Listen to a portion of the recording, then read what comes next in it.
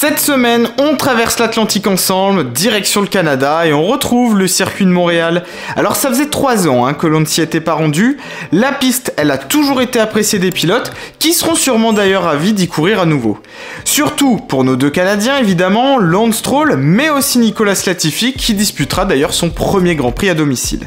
Pour ce qui est du circuit, on retrouve le circuit Gilles Villeneuve, 4 km 361, un petit circuit mais qui est très technique. C'est une piste qui se caractérise par ses accélérations-freinages qui nécessitent à la fois de bons freins et aussi un bon équilibre. Il faut suffisamment de vitesse de pointe pour les longues pleines charges, mais garder de l'appui pour les virages un peu plus lents. 3 endroits à pas négliger, la chicane du premier virage qui se resserre, difficile surtout au départ et qui engage le reste du circuit, l'épingle du casino à l'opposé qui offre un endroit pour dépasser et qui précède la ligne droite de retour, et enfin la chicane des 13 et 14 avant la ligne d'arrivée où là aussi on peut tenter une manœuvre.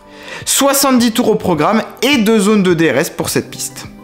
Alors le Canada et la F1 c'est une belle histoire d'amour, alors justement on va se replonger un petit peu dans les courses mythiques, c'est parti.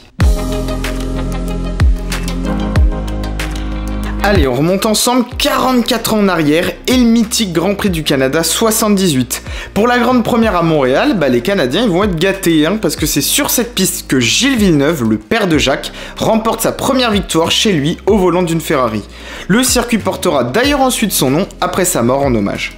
Et malheureusement, l'histoire de Montréal, c'est pas toujours la plus joyeuse. En 82, Riccardo Paletti, un jeune Italien, trouve malheureusement la mort en percutant de plein fouet la Ferrari de Didier Pironi qui avait pas pu démarrer.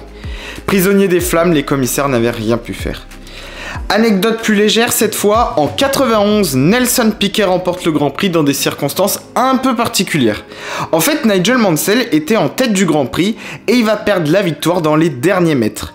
Le pilote anglais était en train de saluer la foule à ce moment-là, et il a manqué de vitesse. Ce sera du coup la dernière victoire du pilote brésilien, ravi de voler les lauriers à son meilleur ennemi. Et puis évidemment, c'était obligé d'évoquer Jean Alesi en parlant de Montréal. Le Français qui attendait de gagner depuis près de 6 ans en F1 et 4 ans avec la Scuderia a remporté en 95 sa seule et unique victoire. C'était le week-end de ses 30 ans en plus, devant un public tout acquis à sa cause. Au volant de la mythique rouge numéro 27 que portait d'ailleurs Gilles Villeneuve. Et on se souvient tous aussi de ces images incroyables de l'accident de Robert Kubica au volant de sa BMW Sauber en 2007. Le Polonais s'en était bien sorti d'ailleurs après ce crash impressionnant qui avait laissé sa voiture littéralement couchée sur le flanc.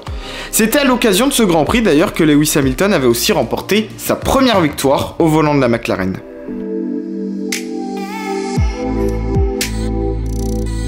Ferrari a bu le bouillon à Bakou, Red Bull est incontestablement l'écurie à battre, et ce depuis Imola, puisqu'elle est invaincue sur les 5 dernières courses. Pour Charles Leclerc, c'est maintenant ou jamais, pour se maintenir dans la course au championnat. Dans le cas contraire, Mercedes pourrait bien créer la surprise en passant devant. Chez Alpine, on est regonflé à bloc, et on commence à espérer à aller chercher McLaren, pourquoi pas. Alpha et As doivent pour leur part se relancer après quand même quelques grands prix difficiles. Alors, sur un circuit souvent spectaculaire, aura-t-on des surprises ? Ce sera dimanche 20h pour la réponse. Merci à toi d'avoir suivi cette preview, on se retrouve nous très vite pour le débrief du Grand Prix du Canada. D'ici là évidemment je compte sur toi, n'oublie pas le like, le partage et l'abonnement, c'est important. Et puis moi je vous dis à très vite sur la chaîne, à bientôt.